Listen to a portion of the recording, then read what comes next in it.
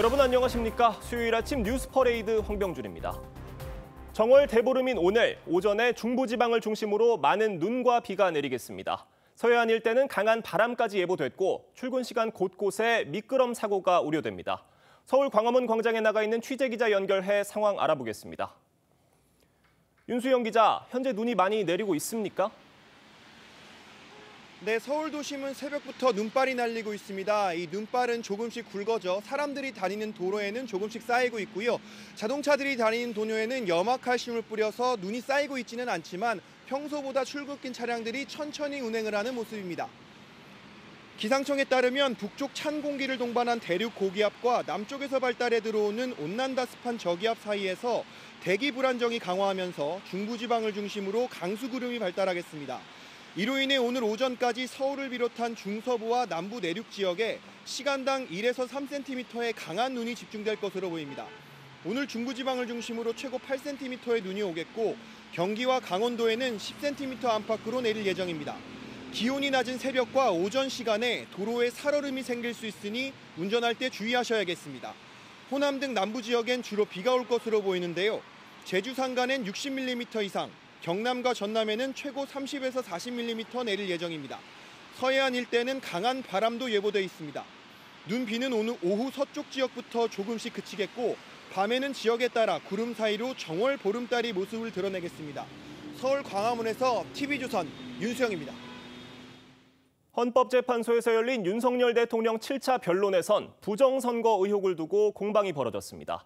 대통령 측 증인 백종욱 전 국정원 3차장은 선관위 시스템 보안이 상당히 부족해 유령 투표가 가능하다고 주장했고 국회 측 증인인 김용빈 선관위 사무총장은 부정선거는 불가능하다고 반박했습니다. 이정민 기자입니다. 윤석열 대통령은 긴급 계엄 선포 이유 중 하나로 선거 부정 여부를 확인하기 위해서라고 했습니다. 국정원 직원이 해커로서 해킹을 시도하자 얼마든지 데이터 조작이 가능하였고 어제 열린 윤 대통령 탄핵 심판 7차 변론에서 윤 대통령과 국회 측은 이를 놓고 공방을 벌였습니다.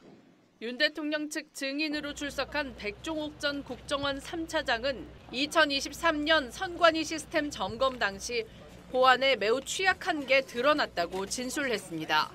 여러 취약점이 있었고 또 보안관리 부실 문제도 드러났고 외부 해커가 인터넷을 통해 선관위 투표관리 시스템에 침투가 가능하다며 개표 결과가 바뀔 수 있다고도 했습니다. 국회 측 증인인 김용빈 선관위 사무총장은 정면 반박했습니다. 보안 점검에서 이론상 개표 조작이 가능하다는 결과가 나왔더라도 그것이 현실화되는 건 다른 문제라는 겁니다. 부정선거 주장이 지금 계속 이루어진다는 것에 대해서는 굉장히 좀 안타깝게 생각합니다. 그러면서 지난해 치러진 22대 총선에서 부정선거가 있었을 거란 주장은 설득력이 없다고 강조했습니다. TV조선 이정민입니다. 네, 어제 있었던 윤석열 대통령의 탄핵 심판 7차 변론에서 비상계엄 선포가 이뤄졌던 밤 대통령실의 상황을 유추할 수 있는 증언이 쏟아졌습니다. 긴급 호출을 받고 속속 도착한 국무위원은 큰일 났다며 우왕좌왕했고 비서실장은 망연자실한 모습이었던 것으로 전해졌습니다. 송민성 기자의 보도입니다. 현재 변론에 출석한 이상민 전 행정안전부 장관은 계엄 당일 아침 김용현 전 국방부 장관으로부터 연락을 받았다고 했습니다. 밤 9시쯤 대통령실로 들어오라는 윤 대통령의 메시지였고 저녁 8시 40분쯤 대통령실에 도착했다고 진술했습니다. 집무실엔 김 전 장관 등 7명이 모여 있었고 밤 10시 발표 시간이 다가오자 윤 대통령이 접견실로 와 인원을 확인했다고 설명했습니다. 그때 아마 의사 정족수가 안 된 것으로 알고 있습니다. 11명이라는 의사 정족수가 채워진 다음에 대통령께서 정장을 갖추고 다시 들어오셔가지고 회의가 끝난 뒤 국무위원들은 망연자실한 상태였다고 덧붙였습니다. 국무회의가 끝난 다음에 다들 사실 망연자실한 상태에서 3, 3호 흩어져서 나가기 시작했고요. 신원식 국가안보실장은 계엄 선포 직전까지 국무회의 개최 사실조차 모르고 대기 중이었다고 주장했습니다. 국무회의가 끝나고 윤 대통령이 대국민 담화를 발표하러 갔고 한덕수 총리와 조태열 외교부 장관 등은 경황 없는 모습이었다고 말했습니다. 제가 물어봤는데 그분들도 경향이 없었는데 답은 안 하고 큰일 났다고 하고. 비슷한 시각 대통령 집무실엔 정진석 비서실장이 망연자실한 표정으로 홀로 앉아 있었다고 덧붙였습니다. TV조선 송미선입니다. 네, 민주당 등 6개 야당이 명태균 특검법을 공동 발의했습니다. 특검 법안은 오세훈, 홍준표 시장 등을 겨냥하고 있어서 특검이 실제로 진행이 된다면 여권 인사에게 불리하게 작용할 가능성이 높은데 국민의힘은 국면 전환용이라며 비판했습니다. 오늘로 예상됐던 범야권의 내란 종식을 위한 원탁회의 협의체 출범은 수년됐습니다. 이채림 기자의 보도입니다. 야6당의 명태균 특검법의 수사 대상에는 윤석열 대통령 부부의 공천 개입 의혹, 지난 대선 불법 여론조사 의혹 등이 담겼습니다. 김건희 여사, 윤석열 대통령, 그리고 수많은 명태균 리스트에 국힘당 관계자들이 있습니다. 구속 중인 명 씨는 특검 발의를 환영한다며 오세훈, 홍준표 시장 고소도 포함시켜달란 입장을 냈는데 특검이 진행된다면 수사가 여권 잠룡들로 확대될 가능성이 있습니다. 국민의힘은 민주당 지지율이 답보하자 특검으로 국면을 전환하려 한다고 비판했습니다. 명태균과 옥기시라도 스친 국민의힘 인사들을 대상으로 무차별적인 정치 공세를 하기 위한 보수 괴멸 시나리오의 일환이며 사실상 보수 괴멸 특검법입니다. 당초 오늘로 예상됐던 범야권 원탁회의 협의체 첫 회의는 다음 주쯤 이뤄질 전망입니다. 민주공화정의 가치를 존중하는 모든 사람들과 함께 헌정 수호 연대를 구성하고 헌정 파괴 세력에 맞서 끝까지 싸워 이기겠습니다. 협의체에선 조기 대선이 치러질 경우 야권 후보 단일화가 주요 쟁점이 될 전망입니다. 야권은 교섭단체 요건 완화와 결선 투표 도입 등 의제를 논의하는 걸로 알려졌습니다. TV조선 이채리입니다.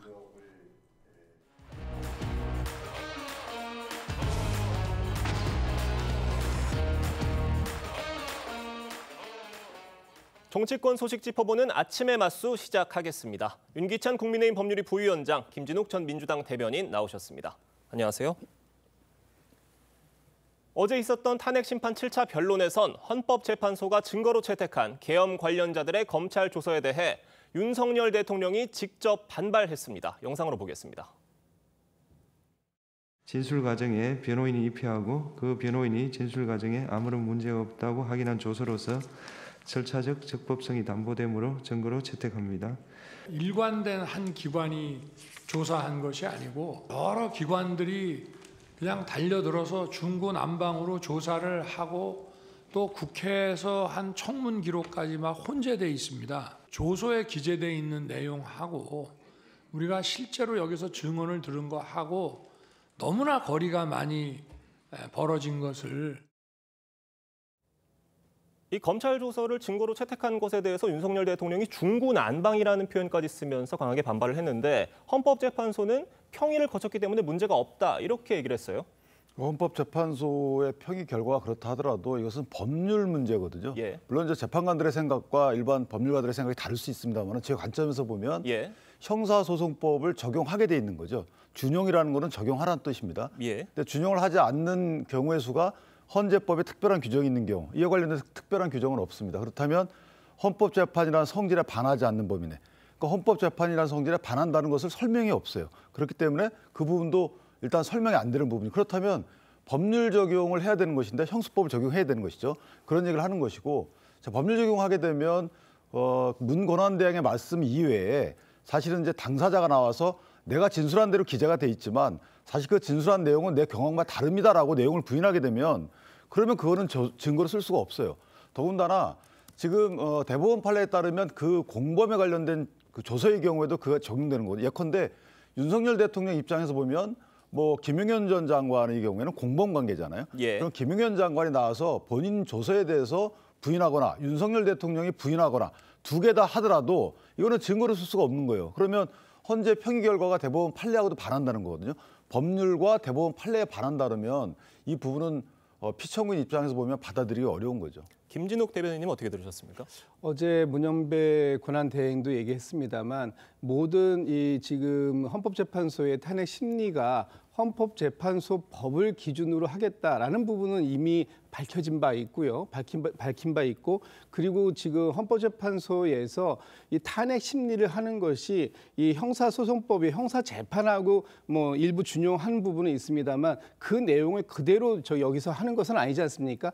헌법 위반이 있었는지 법률 위반이 있었는지 이런 부분들을 기준으로 해서 판단하겠다는 것이고 지금 헌법재판소에 8분의 헌법재판관이 계시는데 그분들이 모두 모여서 평의를 한 결과를 가지고 지금 말씀을 하시는 거예요. 헌법재판소의 구성 중에 보면은 뭐 어느 분들은 뭐 4대 4라고 하시는 분들도 있습니다만 중도 보수 쪽 성향을 갖고 계신 분들이 지금 진보 쪽 성향보다 더 많다. 그런 분들도 다 동의해서 평의해서 이 부분을 이 증거로 채택하는 부분에 문제가 없다라고 결론을 내렸다면 헌법재판소의 권위를 인정하는 것이 맞다고 보여지고요.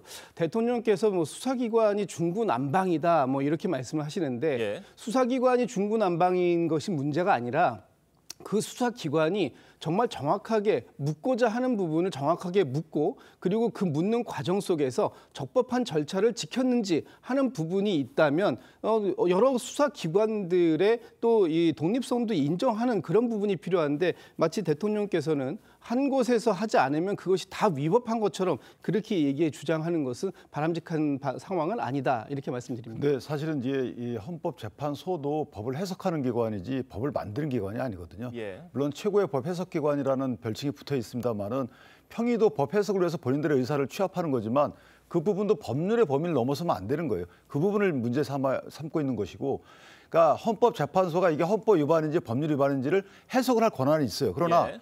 사실관계를 정하는 거에 있어서는 형사법을 준용하라는 거죠.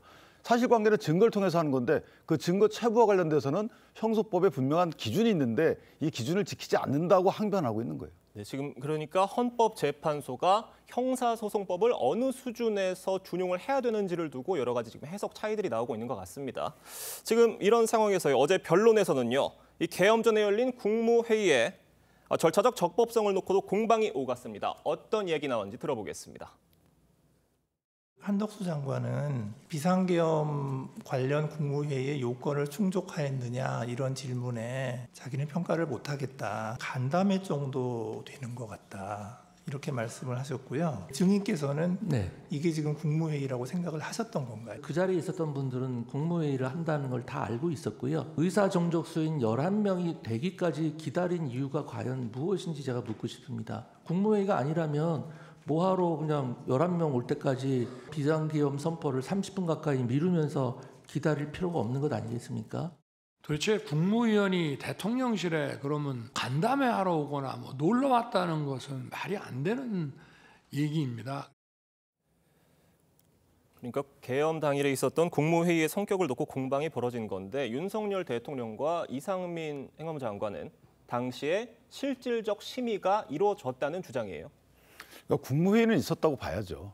예를 들어서 국무회의가 어떤 안건이 지금 있었던 거잖아요. 갑론을박이 있었든 갑론만 있든 아니면 을박만 있었든 그러니까 일방적이었든 아니든 의사표현은 다 했다는 거잖아요. 본인 스스로 말씀하시기에도 반대했다, 예. 우려했다 이런 식의 의사표현이 있었다는 것은 갑론을박이 있었다는 것이고 또 국무위원들이 모여가지고 특정 안건에 대해서 그런 상황이 있었다면 국무회의는 있었던 거죠. 그러나 이것이 사후적으로 평가해 봤을 때 하자가 있는지 여부는 이거 법률가들이 또 판단하는 겁니다. 그러니까 국무위원들 본인들이 이건 국무회의가 아니었다고 평가하는 것은 이건 뭐 책임 소재가 있기 때문에 그거 이해합니다만은 그런 부분이 있고 또 하나는 서명을 하지 않았다는 거잖아요. 참석 여부에 대해서 서명을 해달라고 사인을 받으러 다녔지만 안 했다는 거잖아요. 그 말은 뭐냐면 그 안 했다고 해서 회의가 없었다고 보는 건 아니에요. 예. 나는 이 국무회의 결과에 대해서 동의를 못한다. 다시 말하면 계엄을 선포하는 것에 대해 동의 안 한다는 취지의 간접적인 의사표현이 반영된 것이지 이 자체를 놓고 국무회의가 성립하지 않았다고 보는 것은 어불성설이고 또 하나는 국무회의가 저렇게 열리게 되면 이 부분은 무효가 되지는 않습니다. 다만 뭐 부서가 있는지 여부 이런 것 등에 따라서는 하자, 형식적 하자에 대해서는 법률가가 판단할 수 있지만 무효가 되지 않는다는 대법원 판례가 확고하기 때문에 저 부분은 없었다고 보기는 것은 어렵다 이렇게 생각합니다. 지금 일부 언론 보도에 따르면요. 윤석열 대통령이 당시에 국무위원 등 6명에게 직접 연락을 해서 아무에게도 얘기하지 말고 대통령실로 오라고 했다는 얘기가 전해지는데 일각에선 이걸 두고 애초에 제대로 된 국무회의를 열 생각이 없었던 게 아니냐 이런 지적도 나오고 있어요. 뭐 그렇게 해석하는 것이 맞다고 보여지는 거죠. 원래 이제 국무회의가 열리려면 사전에 안건이나 이런 부분들을 다 정리해서 통보해주고 개최 일시 장소를 사전에 미리 공지해야 되는 거 아니겠습니까? 이 비상계엄이라는 사태가 아무리 비상시국에 비밀리에 해야 되는 상황이라 하더라도 이런 내용들에 대해서 모든 국무위원들에게 전달된 것도 아니고 최초에 전달받은 사람은 6명. 그중에 한 명은 조태용 국정원장인데 이분은 국무위원도 아닙니다. 예. 이분들만 비밀리에 아무에게도 알리지 말고 대통령실로 들어와라라고 얘기했고 이 자리에서 이게 지금 저희만 의견을 내는 것뿐만 아니라 다른 사람들의 의견도 듣는 것이 필요하다라는 한덕수 총리의 제안에 따라서 그러면 다른 사람들도 소집해라라고 해가지고 그분들을 10시까지 들어오게 했는데 그중에 가장 마지막에 참석한 11번째 참석자가 10시 17분에 참석을 했다고 얘기합니다. 예. 본인이 참석하자마자 무슨 상황인지도 모르는 상황 속에서 대통령은 발표하겠다고 나가셨다라는 거예요. 그러면 이게 과연 정상적인 형식을 다 갖추고 내용적으로 충분히 심의가 된 국무회의냐라고 볼 수 없다라는 것이 지금 이 자리에 참석했던 사람들의 일관된 주장이고 심지어는 한덕수 국무총리와 다른 국무위원들도 국회에 나와서 그렇게 말씀하시지 않았습니까? 예. 이것을 국무회의로 좀 보지 않는다. 간담회 정도로 기억하고 있다. 이렇게 말씀들을 하시고 그 자리에서 안건을 제대로 설명했다든지 아니면 이 국무회의를 주재해야 하는 이 간사 역할을 맡는 행안부의 의정관 이런 사람들도 아무도 참석하지 않은 상태에서 이것이 정말 회의였느냐 아니면 어떤 일방적으로 대통령이 비상계엄을 통보하는 그런 자리였느냐 이런 부분들에 대해서는 여전히 큰 이견이 있다 이렇게 보여집니다. 그 의정관의 역할을 사회 보는 거기 때문에 국무회의의 성립 여건을 판단하는 자료가 될 수는 없고요. 예. 지금 한덕수 전 총리 같은 경우에도 하는 말씀 자체를 보면 어쨌든 논의가 필요하다는 거잖아요. 이 논의가 힘이든 이게 국무회의에 성립하지 않았다라고 볼 수 있는 논거는 아니라서 이 부분은 이제 헌재가 판단하겠지만 어쨌든 국무회의가 없었다고 보는 것은 그건 좀 너무 비약적인 논리다 이렇게 생각합니다. 네, 지금 이 국무위원 등 6명에게 연락을 했다는 이 내용은 어제 변론기일에서 나온 내용은 아니고요. 일부 언론 보도를 통해서 전해진 내용이라는 점 다시 한번 짚고 가겠습니다. 어제 변론에서는요, 또 다른 쟁점이 있었는데 계엄 당시에 언론사에 대한 윤 대통령의 단전 단수 지시가 있었는지 여부였습니다. 관련해서 이상민 전 장관 진술 들어보겠습니다. 대통령이나 국방부 장관으로부터 언론사 등 특정 건물에 대한 단수에 대한 조치를 구두로라도 지시받은 적 있습니까? 전혀 없습니다. 그런데 언론을 보면 증인께서 소방청장에게 몇 군데 단수를 지시했다는 이야기가 계속 나오는데 제가 대통령실에서 종이 쪽지 몇 개를 좀 멀리서 이렇게 본 게 있습니다. 그런데 그 쪽지 중에는 소방청 단수 이런 내용이 적혀져 있었습니다. 저희가 지금 다 같이 들었지만 이상민 전 장관이 그러니까 그 쪽지에 적힌 단수 내용을 본 건 맞는데 내용을 지시를 받은 것도 없고 지시를 한 적도 없다 이렇게 주장했어요.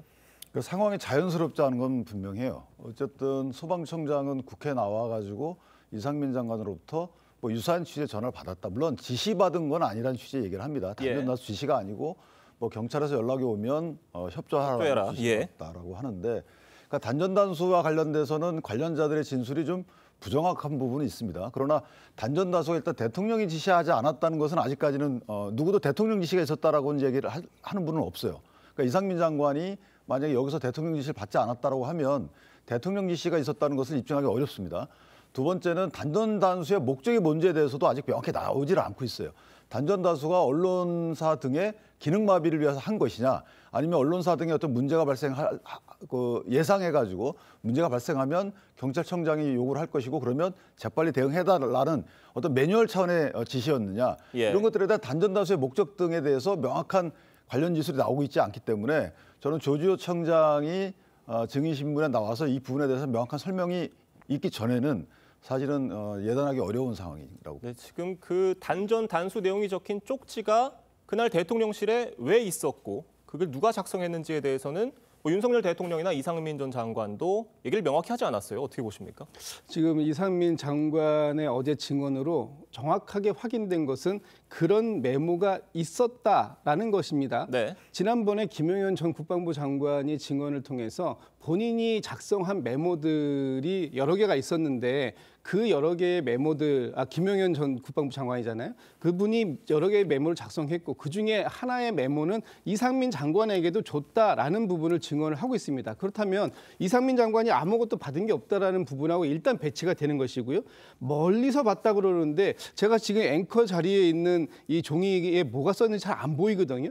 이런 식으로 내용도 잘 안 보이는 내용이 있었다라는 것을 확인했다라는 것도 좀 의문스럽지만 그 자리에 소방청장은 참석하지 않았습니다. 그런 소방청장이 이 어떻게 알고 단전 단수라는 표현을 쓸 수 있었겠는가, 그것을 국회에 나와서 증언할 수 있었겠는가 하는 부분은 큰 의문이 있는 겁니다. 누군가는 전달을 했기 때문에 그 내용을 알고 있는 것이고 이상민 장관과 그 내용을 가지고 통화한 사실도 있다고 한다면 지금 누군가는 거짓말을 하고 있는데 그 거짓말을 하는 사람이 이상민 장관일 가능성이 매우 높아 보이는 그런 모습을 어저께 연출이 되온 것이다, 이렇게 말씀드리겠습니다. 어제 이런 모습도 펼쳐졌는데 윤석열 대통령이 국회 탄핵소추위원장인 정청래 의원과 공개적으로 설전을 벌이기도 했어요. 그러니까 탄핵은 국회의 권한이라는 정청래 위원장 발언에 윤석열 대통령이 계엄도 대통령 권한이다, 이렇게 맞받았습니다. 논리적으로는 맞는 말씀이죠. 저런 말씀을 하시는 분들이 꽤 있어요. 뭐냐면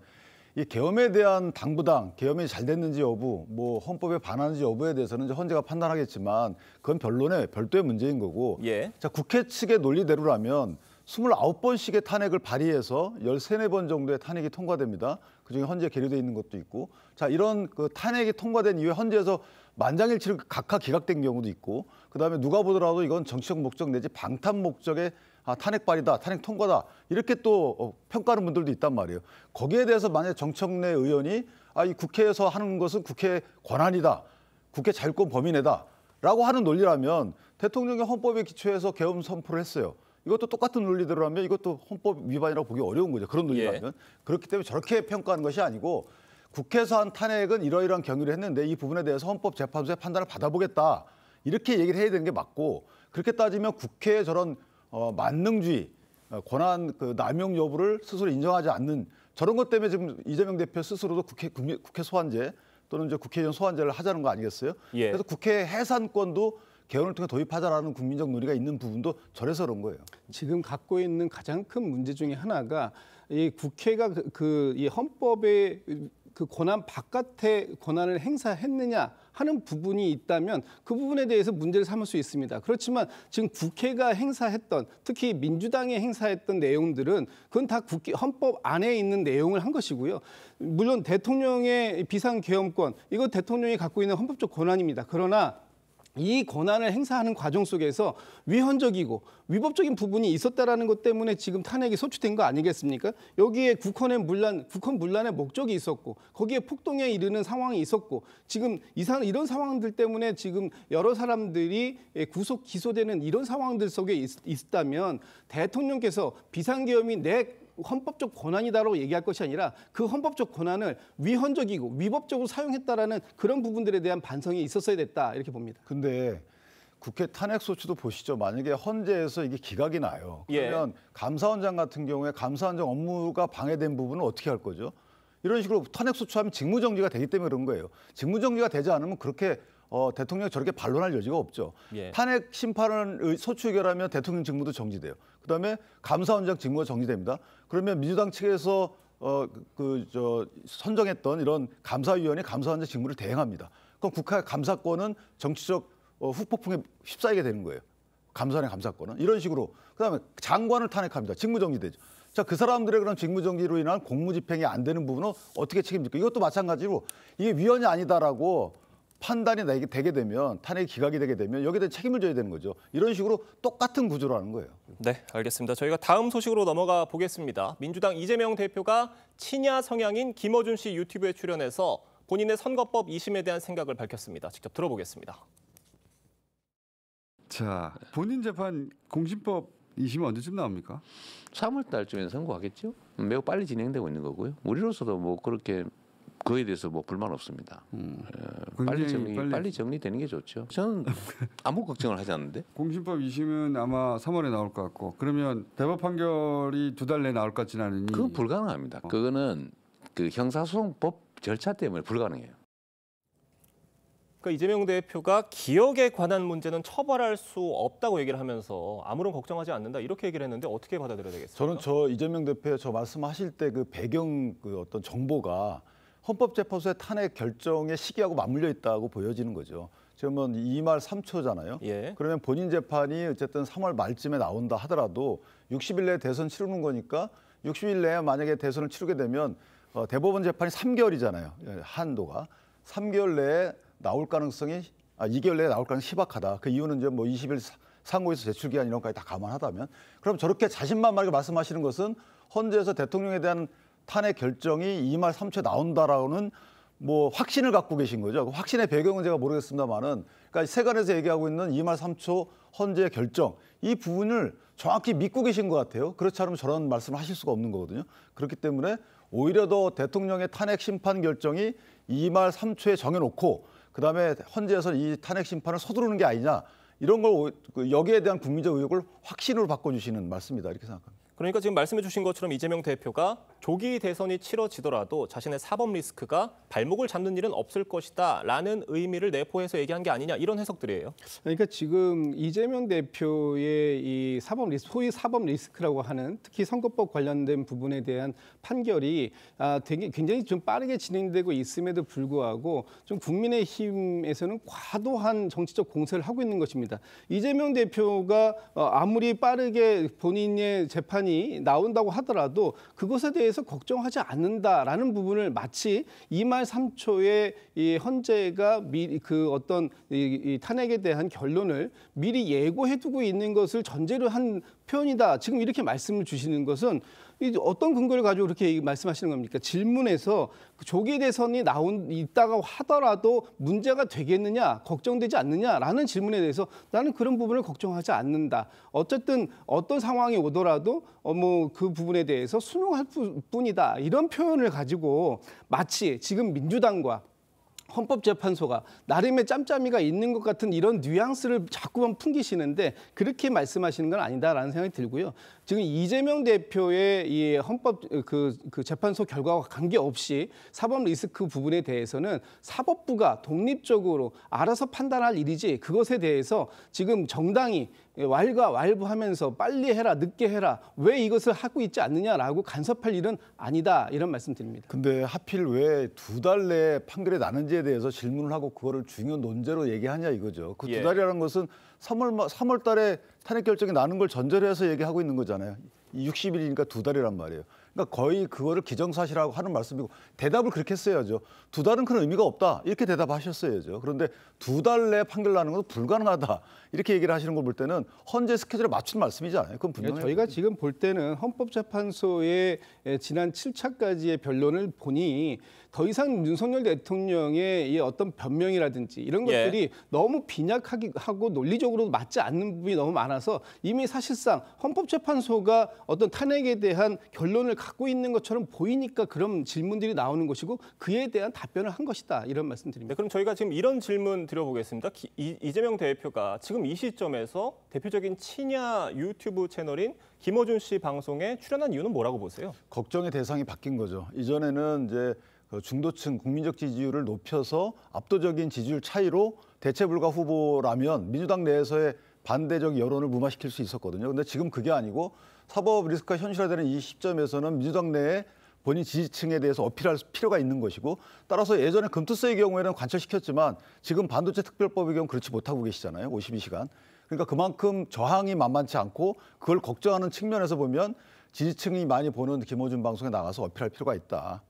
김진욱 대변인 어떻게 보십니까? 저는 오히려 그런 생각을 갖고 있지 않습니다. 김어준 씨의 방송에 출연한 것은 출연 안 해도 사실 김어준 씨의 방송을 듣는 대다수의 많은 분들은 이미 이재명 대표에 대한 지지가 굉장히 확고 확고하신 분들이에요. 오히려 그런 지지의 호소가 필요하다면 김어준 씨 외에 다른 방송에 나가서 호소하는 것이 나는 사법적으로 아무런 문제가 없다라는 것을 호소하는 것이 더 효과적인데 굳이 김어준 씨에 가서 왜 했느냐. 그것이 저는 뭐 김어준 씨를 통해서 이재명 대표의 사법 리스크를 해소하는 그런 뭐 믿음을 갖게 해달라는 그런 표현으로 보이지 않는다 이런 말씀드립니다. 근데 제가 참 이상하게 생각하는 거는 2달래라는 그 얘기를 하신 거는 유죄 판결이 나와도 대선을 뛰겠다는 거잖아요. 그러니까 만약 거기서 2달이고 3달이고 4달이고 나는 무죄가 나올 거기 때문에 아무 문제 없다 이런 논조가 아니라서 이재명 대표 본인에 대한 유죄도 어느 정도 걱정하고 계신 게 아닌가 이런 생각합니다. 그러니까 저 발언을 두고 이재명 대표가 조기 대선을 염두에 확실시 두고 있는 게 아니냐 이런 여러 가지 해석들도 나오고 있는 것 같습니다. 오늘 두 분 말씀은 여기까지 듣겠습니다. 감사합니다.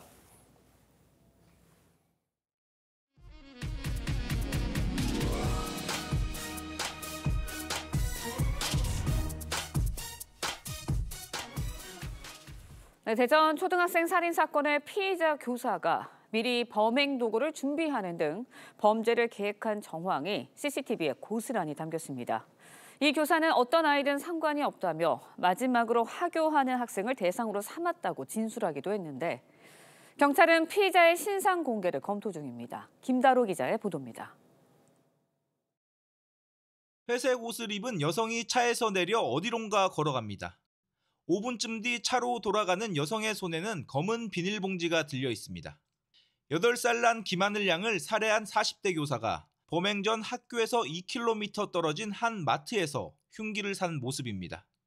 교사는 오후 4시 반쯤 미술학원에 가기 위해 돌봄 교실에서 나온 하늘 양을 책을 주겠다고 유인한 뒤 살해했습니다. 1시간 20분 뒤 실종된 하늘 양을 찾은 건 위치 추적까지 한 경찰도 학교 교사도 아닌 친할머니였습니다. 시청각실 창고에서 범행 뒤 자해하고 쓰러져 있던 교사를 찾아낸 겁니다. 여기 애 없냐고 그러니까 없어요. 나는 몰라요. 학생이 학교에서 학교 선생에 의해서 살해됐다. 이게 도대체 이해는 피의자는 수업에서 배제돼 짜증이 났다며 마지막으로 가는 아이를 범행 대상으로 삼았다고 진술했습니다. 누구든 좋은데 한 명을 같이 죽음으로 가겠다고 본인의 진술은 특정 학생을 이렇게 지목하지는 않았습니다. 경찰은 수술을 받은 피의자가 회복되는 대로 구속영장을 신청할 계획입니다. 또 신상 공개도 검토하기로 했습니다. TV조선 김다로입니다. 하늘이와 함께 학교를 다닌 친구들과 학부모들은 참담함과 끔찍함에 큰 충격을 받았습니다. 학교 앞에는 눈물의 추모 행렬이 이어졌습니다. 이심철 기자의 보도입니다. 굳게 잠긴 학교 정문 옆 담장을 따라 국화꽃이 줄줄이 놓였습니다. 아이가 하늘이와 친구라는 한 학부모는 꽃을 바라보며 눈물을 흘립니다. 친구기도 하고 그래서 가는 길에 인사했으면 좋겠어. 데리고 왔어요. 어제 저녁부터 계속 창문만 쳐다보고. 아이가 아직 끔찍한 비극을 모르고 있는 학부모는 걱정도 됩니다. 미랑길에 다 아니까. 친구? 나 지금 태풍도 보내고 남아놓은 거. 나 중학교 뭐라고 말해야 될지도 모르겠어. 같은 학교에 다니는 학생들은 연필로 눌러쓴 손편지로 영원한 작별을 고했습니다. 하늘에서 행복해 있어줘서 고마워하느라 많은 사람들이 좋아했을 거야. 하늘이가 좋아했다는 연예인 사진과 캐릭터 과자도 준비했습니다. 이런 아이돌 같은 거랑 막 귀여운 캐릭터 같은 거 좋아한다 해서. 인근 주민들도 잇따라 학교를 찾았는데 그 상황에 얼마나 엄마 아빠가 보고 싶었을까 그 마음이 그게 되게 마음이 아프더라고요. 밤이 돼도 추모 행렬은 끊이지 않았습니다. TV조선 이심철입니다. 대전의 한 초등학교에서 발생한 초등생 피살 사건과 관련해 참극을 막을 수는 없었던 건지 여러 지적들이 나오고 있습니다. 네, 관련 내용 조현삼 변호사, 강전의 변호사와 함께 자세히 이야기 나눠보도록 하겠습니다. 안녕하세요. 안녕하세요. 고인이 된 김하늘 양의 아버지는 40대 교사가 늦게까지 학교에 남은 하늘이를 노린 계획 범죄라고 주장하고 있습니다. 목소리 들어보겠습니다. 하늘이가 4시 40분에 혼자 있다는 거를 분명히 알고 있었을 겁니다. 복도에는 혼자 있었을 거고요. 또 저희 딸은 선생님이 부르니까 당연히 갔을 거고요.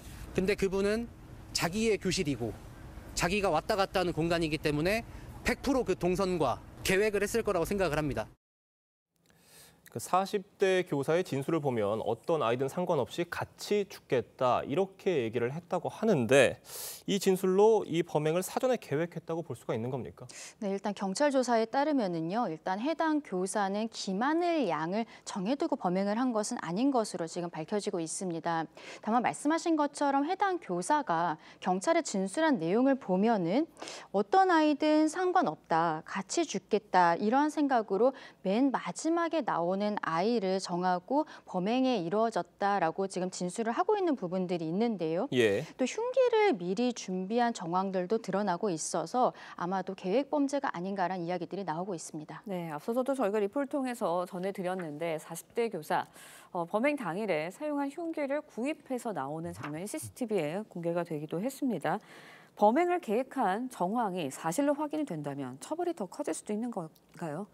우리나라 양형 기준에 따른다면 여러 가지 규정이 있죠. 그중에 하나가 범행 수단에 대해서 사전에 구입을 하고 이것을 소지한 경우에는 가중처벌을 하도록 되어 있습니다. 그리고 피해자를 유인했다라든가 아니면 범행에 취약한 특정 피해자에 대해서 이런 범행을 저질렀다든가 아니면 잔혹한 범행 수법이라든가요.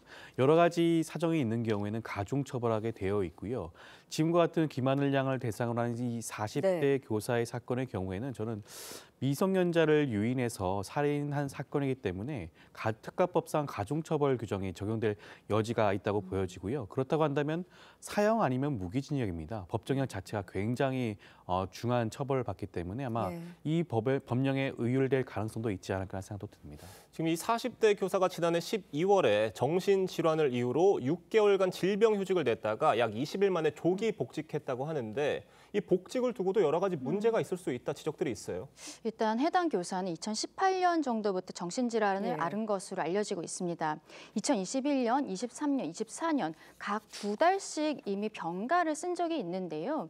작년 12월 9일에는 정신질환을 이유로 휴직을 6개월을 신청했습니다. 1년에 교사 같은 경우에는 병가를 2개월밖에 쓸 수가 없었기 때문에 휴직을 신청한 것으로 보이는데 말씀하신 것처럼 12월 30일에 갑작스럽게 복직을 하게 된 것입니다. 그런데 교육청의 이 휴복직 처리 지침에 따르면 휴직 사유가 없어지면 임용권자는 지체 없이 복직시켜야 한다라고 되어 있는데 이 선생님이 다시 복직을 하는 과정에 있어서 전문의의 소견서를 제출한 것으로 알려져 있고 이 전문의는 근무가 가능하다라는 소견을 냈기 때문에 교육청으로서는 원칙적으로 복직을 처리할 수밖에 없었다라는 입장을 보이고 있습니다. 네, 그런데요. 이번 사건 발생 나흘 전에 이 40대 교사가 동료 교사를 대화를 하자 이렇게 건네는 동료 교사한테 목을 조른다든지 아니면 손목을 세게 잡는다든지 이런 폭력적인 행동을 했던 것으로 보도가 됐거든요. 그렇기 때문에 학교 측에서 좀 더 선제적으로 이런 부분들을 경찰에 신고를 한다든지 아니면 제재를 조치를 가한다든지 이렇게 나왔다면 범죄를 좀 막을 수 있지 않았을까라는 생각도 드는데 어떻게 보세요? 사후적으로 봤을 때는 그렇게 했으면 참 좋았을 것이라는 생각이 지금에서는 들 수가 있죠. 보통 중대 범죄자의 경우에는 사전 여러 가지 지훈가 있는 경우가 많습니다. 지금 40대 교사의 경우에도 지금 지난 5일의 경우에는 학교 기물을 파손했다고 하죠. 컴퓨터를 파손했다고 하는데 그것 자체가 재물 손괴죄 아니겠습니까? 그리고 6일의 경우에는 동료 교사에 대해서 목을 조르는 그런 행위를 했다. 이것은 폭행이죠. 마찬가지로 이런 형법상 처벌받을 수 있는 그런 행위를 했음에도 불구하고 그 당시에는 적절한 조치가 취해지지 않았던 게 좀 아쉬운 부분이고요. 만약에 그런 조치가 취해졌다면 지금과 같은 이런 중대한 범죄를 사전에 방지할 가능성도 있지 않을까라는 생각도 듭니다. 지금 사건 당일 오전에 교육청이 학교에 장학사를 파견해서 이 40대 교사에 대한 분리 조치 의견을 전달했다고 하는데 이를 두고 장학사가 와서도 여러 가지를 점검하고 나서도 지금 이 사태를 막지 못했다 이런 비판도 나오고 있어요. 그렇죠. 마침 범행 당일 오전 10시경에 교육청에서 장학사가 학교를 직접 파견을 나간 것입니다. 그래서 그동안에 이 선생님이 복직 이후로 사건들이 있었기 때문에 그것을 조사를 했는데 또 해당 교사에 대해서는 직접 조사하진 않았다라고 해요. 이 교사를 자극할 가능성이 있었다라고 밝히고 있습니다. 교장 교장과 교감과 한 1시간 정도 면담을 한 이후에 교육청 측에서는 해당 교사를 학생들과 분리하도록 권고를 했는데요. 그런데 당일 오후 1시경에 이 해당 교사는 학교 인근 마트에서 흉기를 구입을 했고 결과적으로는 당일 4시 반경에 범행을 저지른 것으로 지금 추정이 되고 있는 상황입니다. 네, 저희가 계속해서 짚고 있는 게 이 40대 교사의 평소의 행동에 대해서 좀 짚고 있는데 이 40대 교사가 계속적인 폭력적인 행동을 보였다면 바로 질환교원심의위원회에 회부를 했어야 한다라는 지적도 나오고 있습니다. 질환교원심의위원회 이게 뭐 하는 위원회고 그다음에 이거를 왜 선제 조치를 못한 건지 이 부분도 설명이 좀 필요할 것 같아요. 그렇죠. 지금 관련돼서 여러 가지 규정이 사실상 현존해 있었습니다. 이것이 사실상 제대로 운영되지 않았다는 그런 측면이 있는 것인데요. 예. 말씀하신 그런 질환교원심의위원회의 경우에도 마찬가지입니다. 교육청 단위에서 이런 위원회를 설치하고 운영하도록 되어 있는데 지금 이번 사건이 발생한 대전의 경우에도 지난 2021년 이후에는 단 한 차례도 열린 바가 없다고 하고요. 다른 교육청도 사정은 비슷합니다. 수차례 몇 회 정도 발생한 정도에 그친 것으로 보여지고요. 아무래도 이런 심의위원회 회부한다는 것 자체가 어떻게 보면 특정 교원에 대해서 뭐 인권 침해 여지라든가 아니면 정신질환자로 낙인 찍는 그런 낙인 효과도 있지 않겠습니까? 그렇죠. 여러 가지 측면에서 아마 교원들이 여기에 대해서 적극적으로 좀 대응하기가 쉽지 않았던 부분이 있는 것으로 보여지고요. 그렇지만 이러한 위원회 규정이 있는 만큼 차후에라도 이런 규정을 좀 적극적으로 활용을 해야 되지 필요성이 있지 않을까라는 생각이 듭니다. 네. 저희가 이 해당 교사의 정신질환에 대해서 얘기를 하고 있는데 아직 이 부분에 대해서는 범행 동기나 범죄 연관성이 확인되지 않았다는 점을 저희가 다시 한번 짚고 넘어가겠습니다. 이런 상황에서 지금 우울증 치료를 받는 초등 교원이 2008년부터 5년간 1.9배 늘었다고 하는데 이런 정신질환을 앓고 있는 교직원들에 대한 지원도 제대로 이루어져야 할 것 같아요. 네, 맞습니다. 이번에는 해당 교사가 어떠한 개인적인 사유가 있었을지도 모르겠습니다만 우리 국민들께서 궁금하신 것은 그러면은 우리 학교에서 가르치고 있는 교사들에 대한 정신건강이 제대로 케어되고 있는 것인가인 것인데요. 지금 건강보험공단에 따르면은 2018년부터 5년간 교사들의 정신질환이 1.9배 정도 늘었다. 라고 알려지고 있습니다. 교육보호활동센터라는 곳이 있는데요. 교직원 심리상담을 전담하는 곳입니다. 이곳이 지금 전국에 32곳이 있는데 센터를 늘리고 인력 역시 늘려야 하는 것이 아니냐라는 지적들이 나오고 있습니다. 그리고 교사들 같은 경우에는 건강검진을 2년에 한 번 받도록 되어 있는데 그 결과를 학교에 제출해야 될 의무는 없는 것이죠. 그렇기 때문에 이번처럼 교사 개인이 어떠한 정신질환을 가지고 있을 때에는 학교나 교육당국에서 미리 알 수 있는 방법은 지금으로서는 없는 상황입니다. 네, 고 김하늘 양의 아버지 제2의 하늘이가 나오지 않도록 하늘이법을 만들어달라고 요청하기도 했는데요. 그 목소리 직접 들어보시죠. 제2의 하늘이가 나오지 않을 수 있도록 정부는 하늘이법을 만들어서 심신미약인 선생님들의 치료를 학교하는 저학년들의 책임질 수 있는 모습을 만들어야 된다고 생각합니다. 네, 들으신 것처럼 이제 하늘이법을 만들어서 심신미약에 있는 선생님들 치료받고 학교하는 저학년 아이들 안전하게 책임질 수 있는 방안 마련해달라 이런 이야기신 것 같은데 어떻게 현실 상황은 만들 수 있는 상황인가요? 저는 우선 뭐 하늘양의 아버지께서 심신미약이라는 단어를 사용했는데 저는 지금부터 심신미약이라는 단어를 사용하고 싶지는 않아요. 40대 교사가 만약에 심신미약 상태라고 한다면 추후에 법정에서 감경 사유로 적용될 여지가 있습니다. 저는 모든 그 정신질환 환자들이 이런 범행을 저지르지는 않는다고 보거든요. 그렇기 때문에 심신미약이라는 단어를 사용하고 싶지는 않지만 관련해서 법령을 만든다, 하늘이법을 만든다고 한다면 앞서 말씀드린 것처럼 여러 가지 심의위원회가 있음에도 불구하고 사실상 사문화되어서 제대로 운영되지 않고 있는 경향이 있기 때문에 이번 기회에 관련된 법령을 제정을 해서 이런 모든 절차를 통합하여 처리할 방법을 논의할 필요성이 분명히 있지 않은가 생각이 들고요. 뭐 심신미약 상태라든가 여러 가지 질환이 있는 교사들의 경우에도 어떻게 보면 적법하게 휴직을 장기간 할 수 있고 충분한 치료 이후에 복직할 수 있는 그러한 제도를 만드는 게 필요하다는 생각이 들고요. 그리고 하교시에 학생들이 안전하게 귀가할 수 있는 방법에 대해서도 마찬가지로 충분한 논의가 필요한 생각이 듭니다. 현실적으로 지금은 자율귀가 복지가 시스템으로 운영되는 경우가 일반적인 것을 하거든요. 예. 모든 돌봄 아이들에 대해서 모든 상황에 대해서 적절하게 조치를 취하기가 현실적으로 좀 불가능한 측면이 있기 때문에 이 부분도 충분히 논의해서 관련 법령을 통해서 아마 그런 부분이 좀 취약한 부분을 좀 보완해야 되지 않을까 생각이 듭니다. 네, 조현산 변호사님께 짧게 여쭤볼게요. 신상 공개 여부 경찰이 검토 중이다라고 알려졌습니다. 신상 공개 가능한 상황인가요?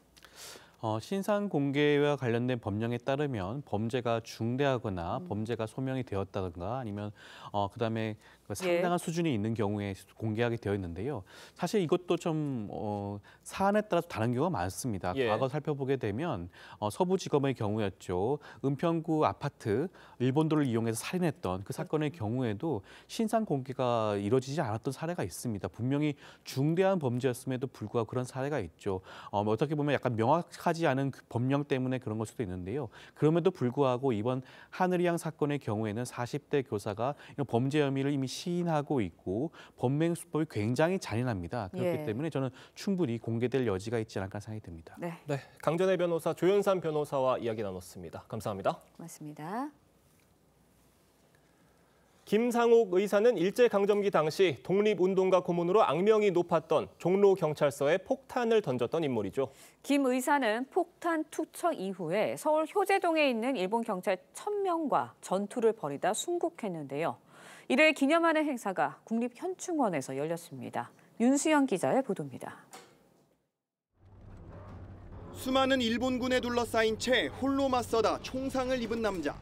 항복 권유에도 굴하지 않고 마지막 남은 총알로 스스로 목숨을 끊습니다. 대한독립 만세. 영화 밀정 속 한 장면의 모티브가 된 김상옥 의사. 1923년 1월 12일 종로경찰서에 폭탄을 던진 의거는 당시 조선일보에 종로소를 비격한 폭탄성이라는 제목으로 크게 보도됐습니다. 당시 군경과 전투를 벌였던 서울 효제동의 김상옥 의사 생가터는 현재 개인이 소유 중입니다. 김상옥 의사 서울시가전 102주년 기념식에 참석한 유족들은 기념관 하나 없는 현실에 아쉬움을 전했습니다. 사적공원화하는 게 좋겠다라는 그런 생각을 하면서 이분의 정신을 정말 전하는 그리고 본받는 1948년 발족한 김상옥 의사 기념사업회는 고문이던 김구 선생 암살로 중단됐다가 1984년 이후 활동을 재개하면서 김상옥 의사의 일대기를 기려왔습니다. 대한민국의 영광을 먼 미래까지 영원히 만들어낼 수 있는 그러한 계기가 오늘 이 102주년 일대천 항일 기념식에서 나타나고 그것이 우리 후손한테 이어지기를. 기념사업회는 광복 80주년을 맞아 김상옥 정신을 널리 알릴 수 있는 다양한 행사를 진행할 예정입니다. TV조선 윤수영입니다. 네, 이스라엘이 하마스가 예정한 대로 오는 15일 인질을 석방하지 않으면 교전을 재개하겠다고 경고했습니다. 가자지구 휴전이 한 달도 안 돼서 또다시 위기 상황에 놓이게 된 건데 트럼프 미국 대통령은 요르단 국왕과의 정상회담에서 가자 주민 이주를 논의의 불안을 가중시켰습니다. 이정민 기자의 보도입니다. 안보 내각회의를 마친 베냐민 네타냐후 이스라엘 총리가 하마스를 향해 최후 통첩을 날렸습니다. ההחלטה שהעברתי בקבינט פה אחד היא זאת: אם חמאס לא יחזיר את חטופינו עד שבת בצהריים, הפסקת האש תיפסק. 예정대로 15일 정오까지 인질을 석방하지 않으면 교전을 재개하겠다는 겁니다. 가자지구 주변은 이미 병력 집결도 명령했다고 강조했습니다. 석방 예정이던 인질은 9명으로 생존자와 사망자를 합쳐 현재 이스라엘 인질 73명이 가자지구에 남아 있습니다. 트럼프 미국 대통령은 압둘라 2세 요르단 국왕을 만나 가자지구 주민 이주 계획을 논의했습니다. We're not going to buy anything. We're going to have it, and we're going to keep it, and we're going to make sure that there's going to be peace. 당초 이주를 반대했던 요르단 국왕은 어린이 환자 등 2,000명을 우선 수용할 수 있다며 전향적인 태도를 보였습니다. One of the things that we can do right away is take 2,000 children that are either cancer children or in a very ill state to Jordan as quickly as possible. 가자지구 휴전이 한 달도 안 돼 위기에 처한 데다 주민 이주도 현실화되면서 중동 정세에 또다시 먹구름이 끼고 있습니다. TV조선 이정은입니다.